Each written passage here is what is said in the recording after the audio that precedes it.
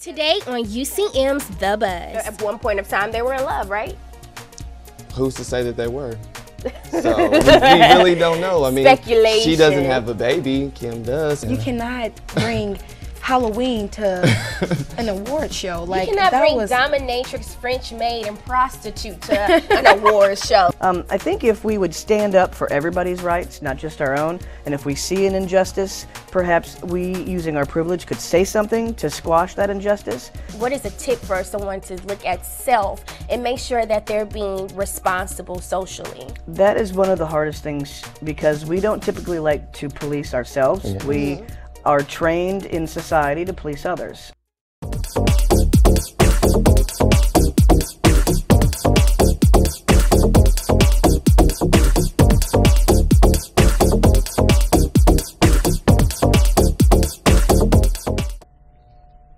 Welcome to this week's edition of UCM's The Buzz, where we keep you updated on all the latest current events and trends happening in and out the UCM community, as well as discuss delicate issues relatable to students and young adults. We're your hosts, Daniel Patterson and Jasmine Grayson. We have a full show for you today, so let's get started by reviewing some recent topics that flooded our social media. This week's trending top 5 are Amber Rose, Kanye West, the Grammys, Zendaya, and the Oscars. First things first, I am Team Mother on this situation. Okay. I'm just going to tell you why, though. Because she simply said what we all were thinking.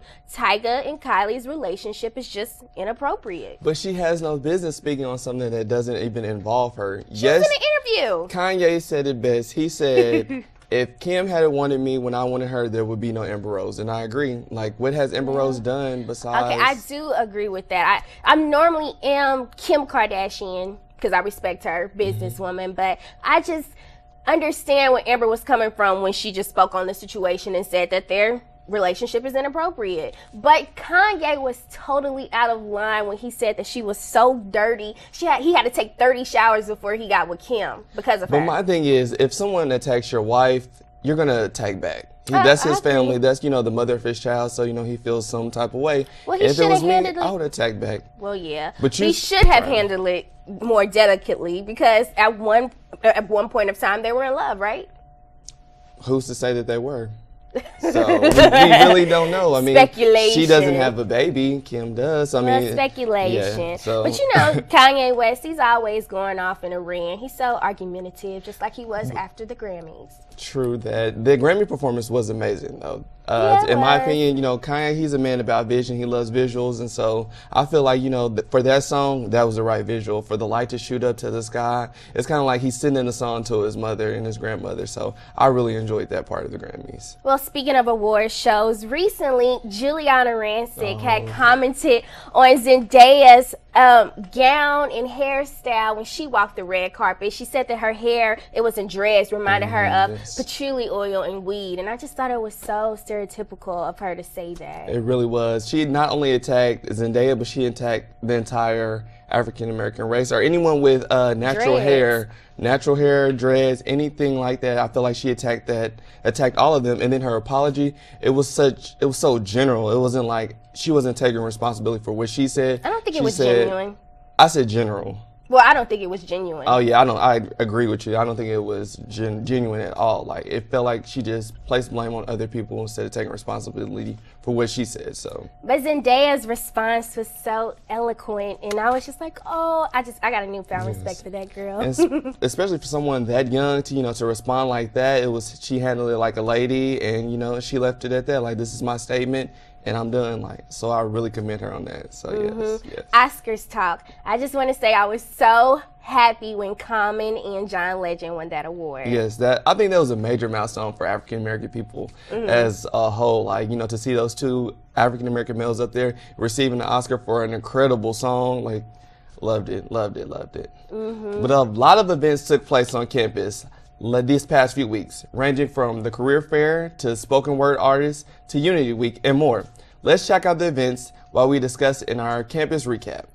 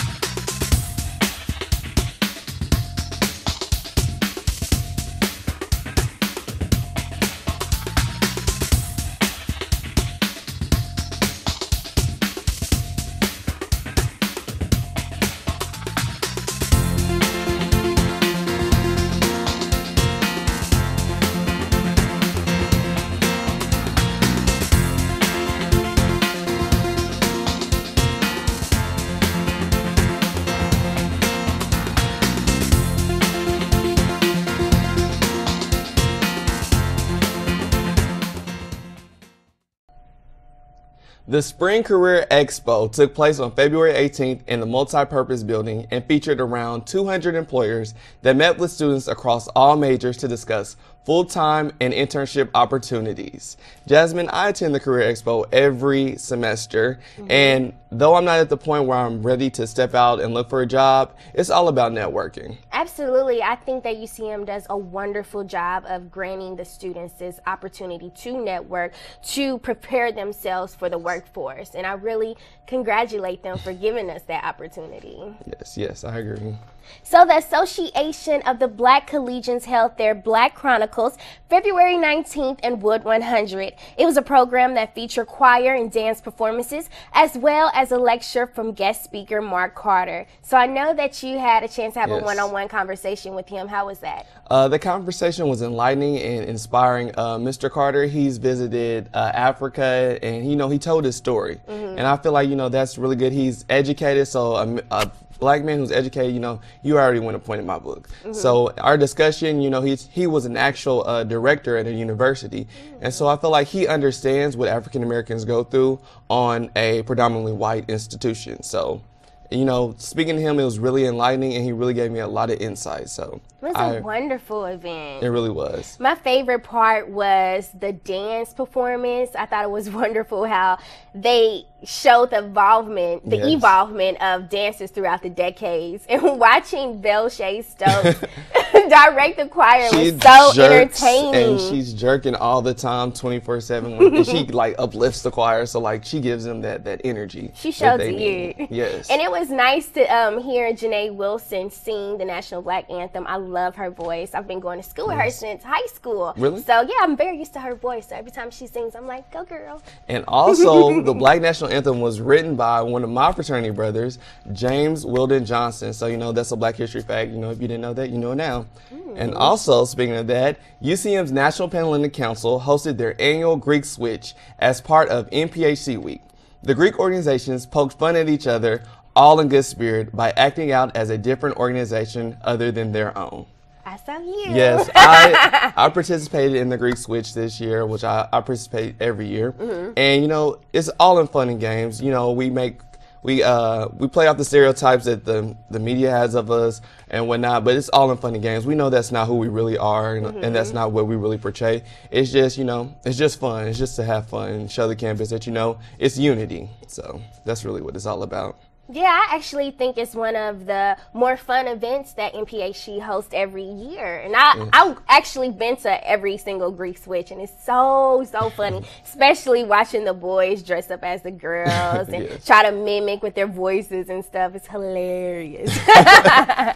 Now it's time to recap all the ONG moments this week in TV with Did You See That? The first show we'll be discussing is the critically acclaimed series, my favorite show, The Walking Dead. In case you've been living under a rock or haven't have a clue as to what this cultural phenomenon is, yes, phenomenon, let us catch you up to speed. AMC's The Walking Dead is a post-apocalyptic drama series based on a comic book of the same name. Character Rick Grimes, played by Andrew Lincoln, must constantly fight to survive as he leads and protects his family, friends, and strangers from flesh-eating zombies and dangerous people. This week's episode, Jasmine, I know you want to talk about it. I know you're a fan, so I have to do the honor of giving it to you. Okay, thank you for that. So this week's episode, the group had met Aaron. Aaron is a part of the Alexandria Safe Zone. If you read the comics, you would know that. And he's like a safe haven, but because Rick and the group that had past transgressions with other groups, some of them try to eat them, some of them try to kill them, take their homes from them.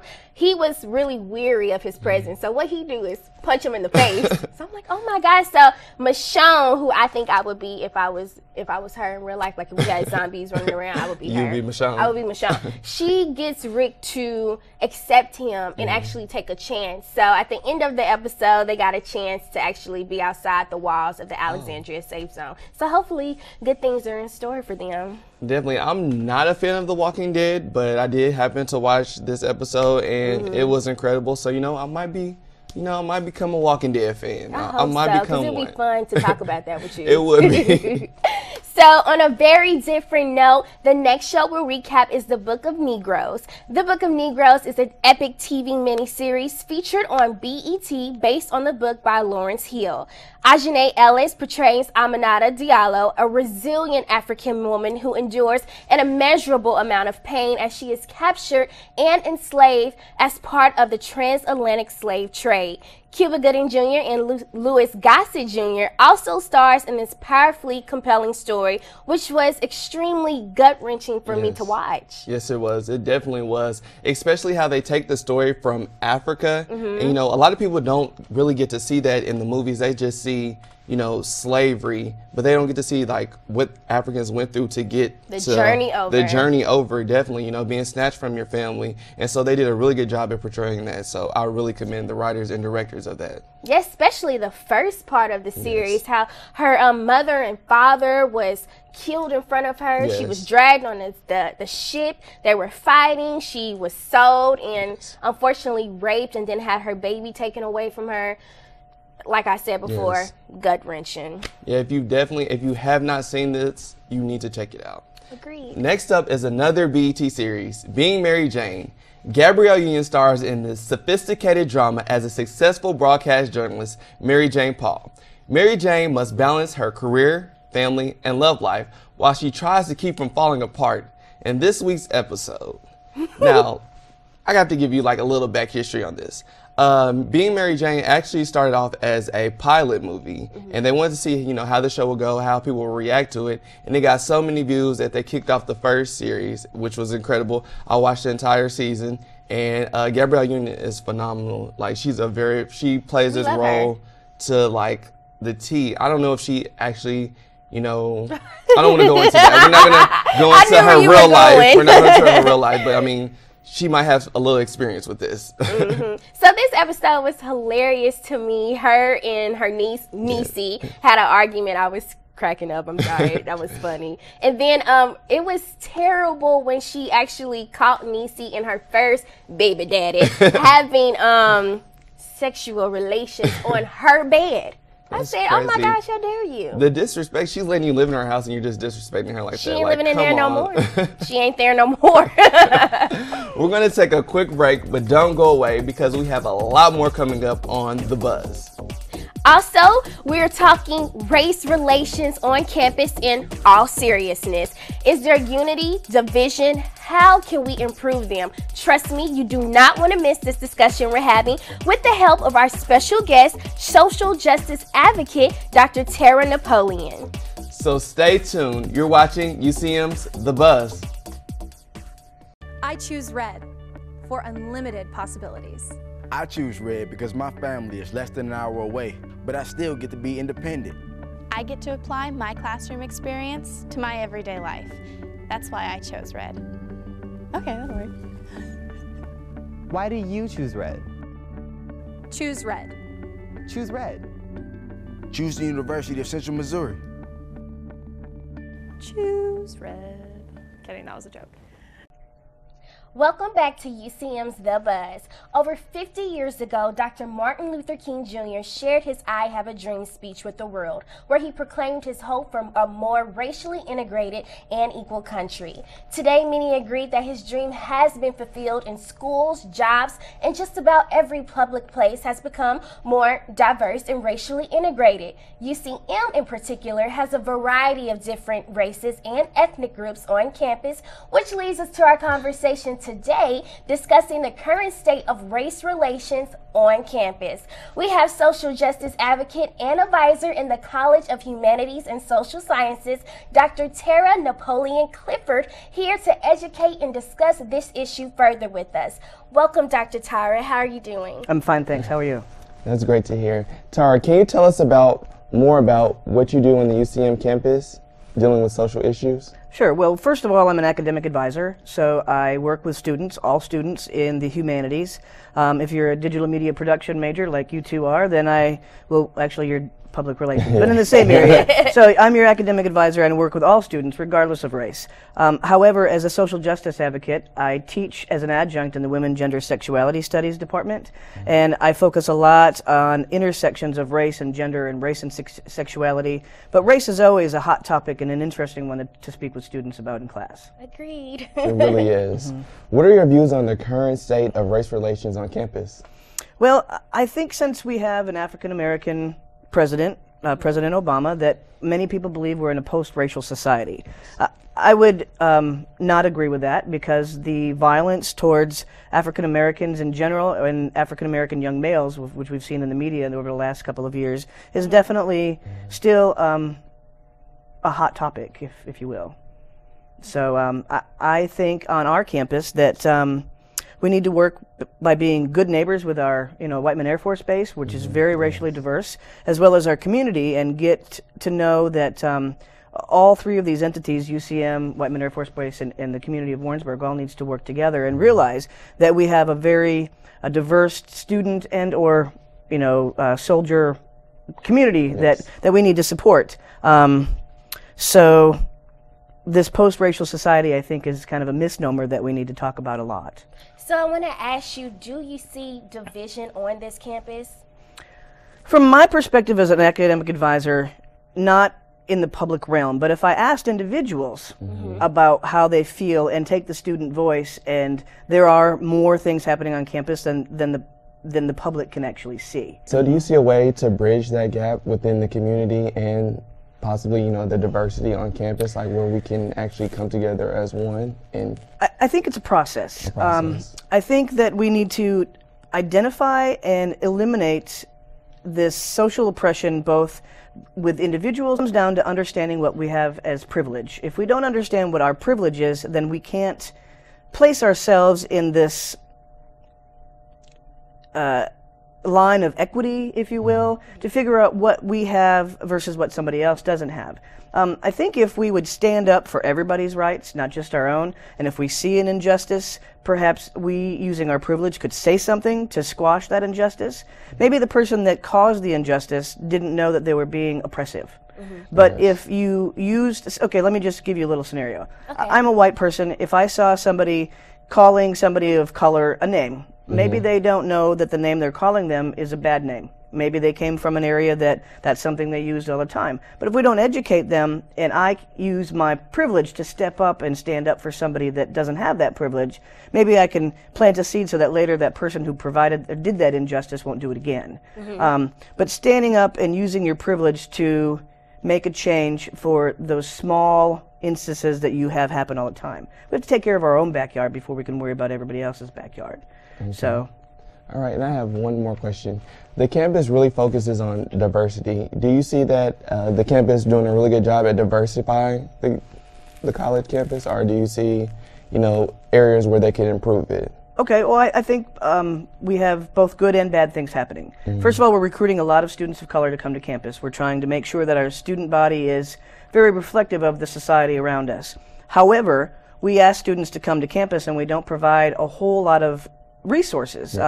We used to have a multicultural center. We don't have one any longer. So just as far as students that come from oppressed groups, there's really not a place for them to go, and that's including all students from oppressed groups.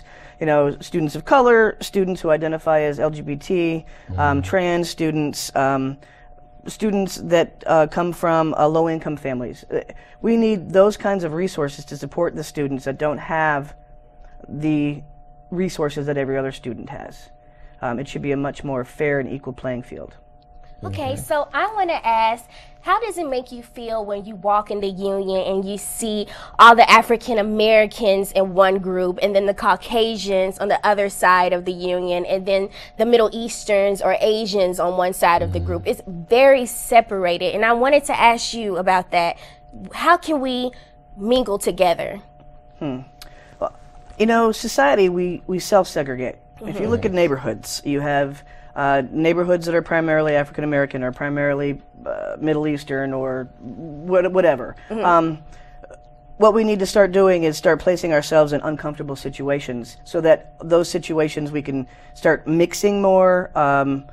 People need to take chances and get out of their comfort zone a little bit. So what's a tip? So if I'm sitting in a union and I want to talk to someone of a different race, what tip can you give me to go and approach them? What are your interests? I mean, they're human beings. Everybody's a human being. So you got to find that common ground as human and look at your maybe racial difference as something as a positive nature. You know, learning about what somebody else does, or why they wear their hair a certain way, or why they dress a certain way, or why do you belong to this fraternity but not this fraternity. You know, so asking the questions that are difficult to ask and starting the conversation will bring awareness. We all need to step outside of our comfort zone and start to do things that we're not used to doing. Absolutely. Yes. So earlier you spoke about privileges, and some people may say that because our professors are predominantly white here on campus, we don't see a lot of professors of color. We kind of see them steer towards their race, their other Caucasian students, and, you know, privilege them more. If we're offended, how can we go about repairing those kind of relationships? Interesting question. Very. I believe wholeheartedly that with communication we can tackle anything. If we don't talk about it, then it can't get resolved. Most times I don't think people know that there is actually a problem. So, in trying to figure out the best way to discuss your personal perspective in a class of 30 people, you have to do that one-on-one with the professor. It can't be done in a classroom environment. It's got to be something that you have a dialogue between you and what you might consider your oppressor. If you feel oppressed, then you need to be able to find that voice and stand up for what you believe in. That doesn't always work in all aspects, but if you don't start the conversation, you don't know what the end result's going to be. If it turns out to be a poor conversation, there are things in your student handbook about how to file a complaint, what steps you need to take, and who you need to talk to. We have a chain of command on campus. You know, the professor has a chair, the chair has a dean, the dean has the provost, and so on and so forth. So documenting your personal perspective, not making it dramatic, but finding a way for it to be a win-win situation. Okay, lastly, I want to talk about, it was just on the tip of my tongue, but I think I just forgot. I wanted to mention, you talked about responsibility. How can, because hopefully someone who is watching, they don't know that they are oppressing someone. How can they self-check themselves? What is a tip for someone to look at self and make sure that they're being responsible socially? That is one of the hardest things, because we don't typically like to police ourselves. We are trained in society to police others. What I tell my 15-year-old nephew is, my eyes on your own paper. You know, figure out what's going on in your world, make the changes positively in your world, and then then you can hopefully exude that to other people and teach your peers how to do the same thing. You know, self-awareness is very difficult because we don't like to look at ourselves. We don't like to be uncomfortable. We don't like to make changes.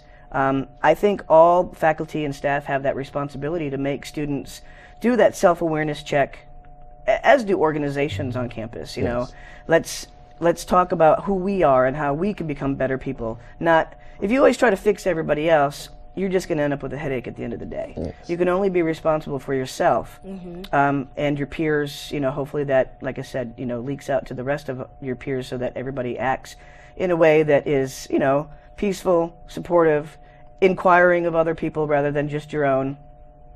So, and trial and error, I think, is definitely important. Wonderful message. Keep your eyes on your own paper. So we would like to thank you so much, Dr. Tyra, for discussing this hot button and relevant issue with us. No problem. Thanks for having me. We really do appreciate you. And we at The Buzz would like to encourage students to improve race relations by becoming more involved. Research and join different groups and organizations and participate in activities on campus such as Unity Week. Also, make an honest attempt to get to know those of different race and other than your own.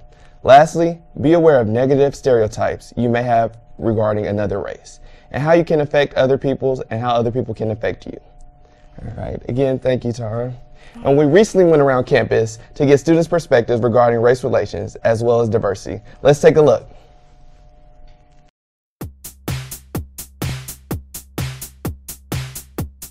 The the campus does a good job of trying to be diverse and trying to integrate programs that encourage diversity. I feel like our campus is very diverse. We have students from all over the country, and I feel that there is very much diversity here. It's diverse enough, like to the point where they have different nationalities, but every nationality kind of sticks to their own group. Like no one really mingles or gets out of their own nationality. Like you'll see different cultures, but they'll all be together. Seems fairly diverse to me. I mean, there's activities and opportunities for everybody, regardless of race, color. I feel that campus diversity is a plus. I transferred from an HBCU, and I love seeing the different ethnic groups and different types of people walking around. Through the Office of Student Activities as well as the CAs on campus, we all have programs that try to encourage diversity throughout campus. That doesn't mean it's always, well received. Having different activities, that involve different cultures or, different customs. I know people around the world dress differently, dine differently, even though it's the same habits that we do every day. It's just the way we do it is different. So if we have such activities on campus, it creates more awareness. We talk more if we interact more with each other. If we do more events together and stop necessarily being afraid or whatever the case is of each other to be there. I think it'd be more diverse if we have activities on campus that let the international students and students from this country like interact and have a chance to talk to each other and get to know about each other's culture.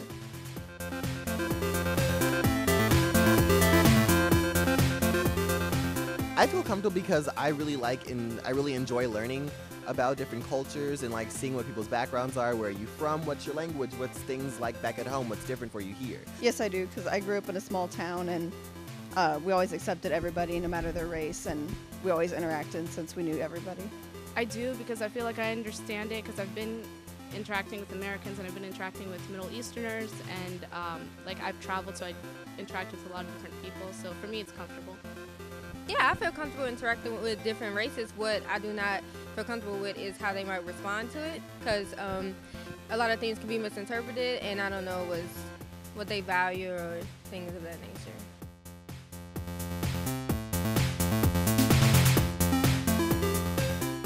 I think when people are ready and they start breaking out of their shell, then that's the only way that we can start with social integration between different races.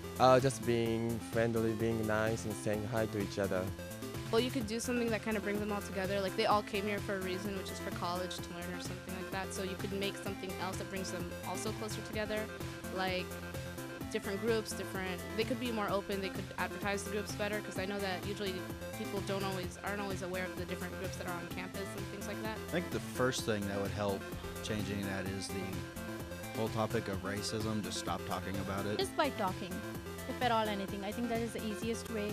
If you think something is weird, just talk it out, but be polite. I say we throw a party with everybody invited, or just have more clubs that are open to different interracials, because from what I see, it's like ABC and ABCDC and all these black groups, and there's these white fraternities and sororities, so we don't have anything that's, yeah, it's a great party.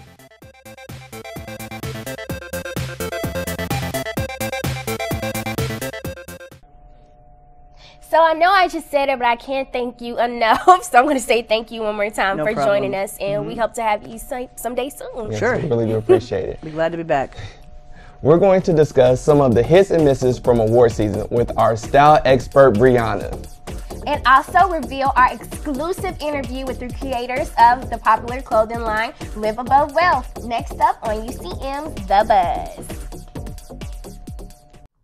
The UCM Media Network is sponsored in part by Lots Beach Pontiac, Buick, Cadillac, GMC, Chevrolet, located at 150 Northwest 50 Highway West in Warrensburg.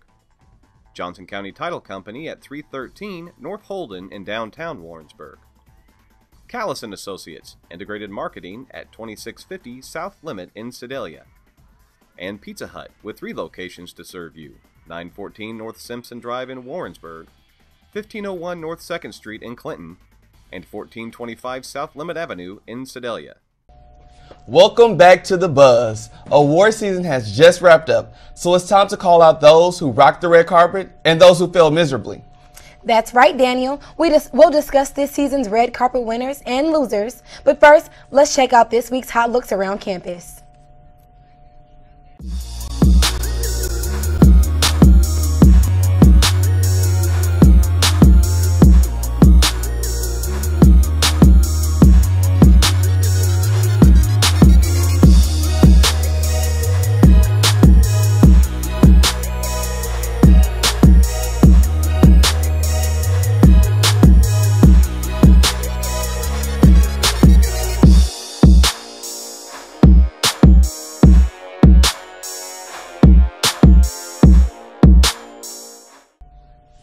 So, Brianna, what looks do you have for us today? Well, let's begin with some winning looks from the Golden Globes. Kate Hudson, Katie Cassidy, and Kate Beckinsale all looked fabulous. So I thought that Kate Beckinsale definitely did good with the sequence. It was a nice amount. It was chic. It really was. And I thought Kate Hudson did an amazing job. She's an older woman, but she had the perfect amount of skin. It was very classy. It wasn't too much. Sexy still. Tasteful. And also, you know, with her being so older, you know, having a nice body like that you can show off. So yeah, she definitely Kate Hudson, did that. we just talking about her age. And then Katie Cassidy, still very classy. A nice amount of skin. It was a nice color for the event. So you know, definitely. Now let's move on to the Globes' losing looks. Zoja Mamet, Keira Knightley, and Tina Fey failed miserably. Now, I don't know. I feel like Zoja, she looks kind of like she got dressed in the dark. That pink bottom and the white top. It wasn't right. It wasn't at all. Definitely wasn't. In her mind, she probably was like, I look amazing. You know? And Keira Knightley with the butterflies. It looked like an old maid. And she had the butterfly what was going on? wrist thing. Like, I'm like, what is that? Like, she just wanted to, you know, channel Mother Earth. And Tina Fey looks like a clown. Well, like not you know a clown. how clowns have like, baggy pants. Yes. That's the bottom of her dress. She kind of got the outfit from her daughter's homecoming closet. It just looked like homecoming. It didn't look bad. It looked bad. Red carpet. But she was one of the worst dressed, but you know, the ones before her were definitely worse than that. So. Well, next are the winning looks from the Grammys. Nicki Minaj, Kim Kardashian, her husband Kanye West, and Lady Gaga looked amazing. They did. They got it so right. Kanye and Kim, they slayed. They slayed, girl. They definitely did. I feel like Lady Gaga and Nicki Minaj, they used to, me personally, I felt as if they were too much. It was too colorful in the past. Now they really come into the grown woman. They're sexy. It was very poised, very classy. I felt as if her hair was simple, but it matched Nicki Minaj's. I mean, well, her makeup was effortless. It was very natural. I've seen we've been seeing Nicki Minaj toned down, but it was very nice to see Lady Gaga finally look sexy. Finally. Definitely it was. And also, I'm sorry, did I cut you off? No, you're fine. Okay. But also, like, if you look at their music, like, they're evolving musically too. So, you know, like, it's time for that change. So, like, they're becoming mature. They're like, this is who we really are. You know, speaking real life. Let's lose the image and like we got your. They did. Yeah, that's true. On to losing looks. The Grammys' worst dressed were Rihanna, Madonna, and Charlie XCX. Okay, now Charlie, it wouldn't have been bad if she didn't have the fur. You think so? I feel like, well, granted, she did look like she needed to be in JT's suit and tie video. Looks like it needs to be washed. What did you say about her outfit? I feel like she was like channeling like the 80s, like I'm going to prom type. But like if it had been powder blue, like she would have nailed it. I was very surprised in Rihanna because she always slays. A pink cupcake. She looked like an umbrella. Like it looked horrible. I was like, terrible. And she has her navy behind her because some people were like, oh, she looked good. I'm like, what are you looking at? Because people probably gonna kill us. And she's a fashion icon too, and for her to come like out like this, it was like a total letdown. You know, she's been known for fashion, and then you just come out like, oh, let me just throw this on real quick and call it fashionable. Like, because her makeup and her hair was very beautiful. If she just had something very sleek on, I felt she would have did amazing. Well, let's not forget Madonna, because she was totally giving me dominatrix, prostitute, Halloween, and French maid all in one. She looked like it was. She had Moulin Rouge going on in there, like burlesque. I know that she loves her kids and they go on tour with her, but you cannot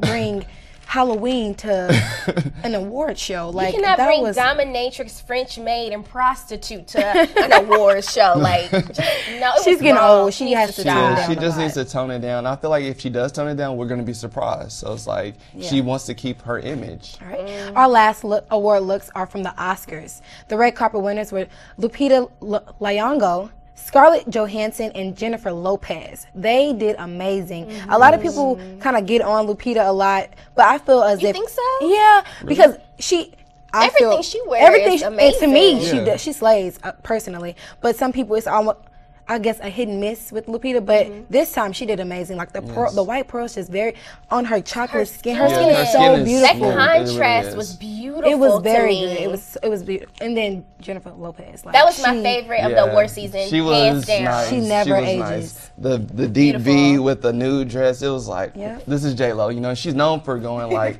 like when she did it with Diddy, that dress, like it's still being talked about. Nobody has ever competed with that dress. And let's not forget about Scarlett. That green emerald was amazing on her skin, and like the sequin. We talked about sequins neck pieces last week. Very royal-esque. It was like, very. It was made into her dress, so she didn't even have to do it much. I feel like with the sequences, it was a nice touch, but like when I saw it, like all I could think about was Queen of the Dam when Aaliyah wore it in the movie, so I was like, not really feeling it. The Oscars red carpet losers were Nicole Kidman, Blanco Blanco, and Solange Knowles.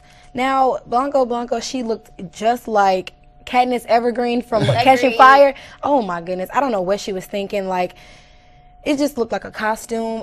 Speaking of costumes, it was reminiscent of Katy Perry's halftime performance outfit to me. It was tragic. It was very tragic. I wouldn't say it was that bad, guys. I think it was. I think this should have been on one of the on one of the nice fashionable looks. I mean, it was different, but it wasn't too much. It wasn't over the top. Yeah, and Solange, I didn't think it was too bad. I feel like I couldn't rock it, but she does an amazing job, and I love her so much. I can't bring myself to speak bad about her. You know? Well, if she would have tapered the bottom of the pants, it would have been fabulous to me. So you could actually see the cape, but at the bottom, it just looks like she was drowning in fabric, in red fabric to me.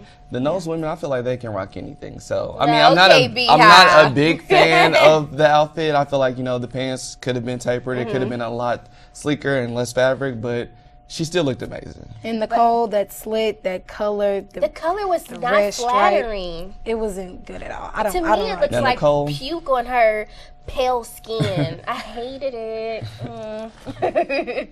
Well, I don't know about you all, but after seeing some of those terrible looks, I need to see something that's hot. So let's check out our hot look of the week. Now it's time for our featured entrepreneur of the week. This week we got an exclusive interview with the creators and owners of Live Above Wealth Clothing. Let's check it out.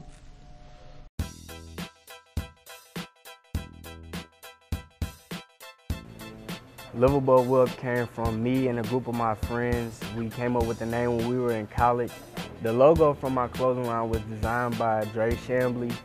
He had a vision for the whole outlook of the clothing line. I designed it, but he thought of the idea in his head. So the first piece of Live Above Wealth was made in 2013, I believe around March, around spring break time. Coming up with men's and women's clothing is kind of difficult as far as figuring out what women would like to wear. In the future, we plan to open up stores and also get our clothing put into certain stores also. With the launch of the clothing line, we expected a lot of St. Louis followers to tune in to the Live Above Wealth movement, but we did not expect celebrities to get on board with the clothing line as quick as they did, such as Stevie J, Karachi, Mindless Behavior. Live Above Wealth will be relaunching our site Monday, and also this weekend we do have 2 parties at UCM. It's called the College Turn Up 3, and also we have a charity basketball game. Just be dedicated and put the work into it. And thanks, girlfriend, for stopping by and dropping up some fashion, fabulous as usual. It definitely was a pleasure to have you, Brianna. Thank you. So to get your Live Above Wealth apparel, check out their clothing site at www.liveabovewealthclothing.com and follow them on Instagram and Twitter. Okay guys, we're going to take a quick break, but stay tuned as we sum up the week, reveal our meme, and our super selfie of the week on this week's episode of UCM's The Buzz. I choose excitement.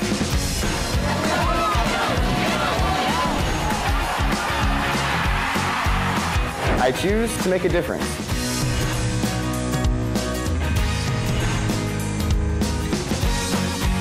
I choose uncommon opportunities.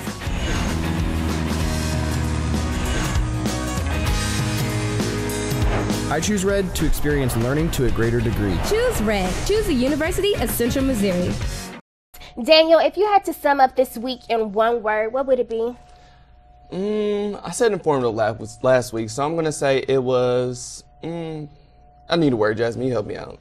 Combative, and let me tell you why. Okay. We had Amber Rose against Khloe Kardashian and Kanye West, then Kanye West against the Grammys, and then Juliana Rancic against Zendaya. Okay, I definitely agree. I see why.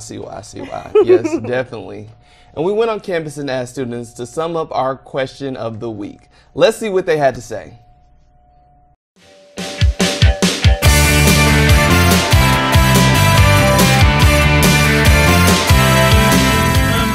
Good. Drinkable. Rusted. It's pretty disgusting. Smelly. Despicable. Yucky. That's pretty good.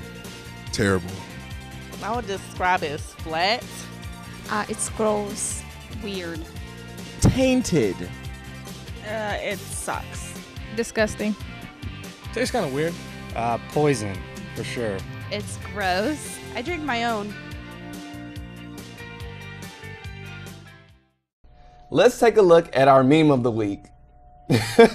So it really be like that. Girls say, I'm independent until it's time to shovel that Most snow. definitely. So you see the benefit of having a boyfriend now. And now for our super selfie, which goes to Alexis Jackson, who is a PR major here on campus. You're gorgeous, girl. Thank you for your submission. Yes, beautiful. That's all I can say, beautiful. Submit a selfie, meme, or story idea to The Buzz by following us on Facebook, Twitter, and Instagram. And we'll be back in a couple of weeks to catch you up on all the latest buzz. Thank you so much for joining us. See ya. Bye.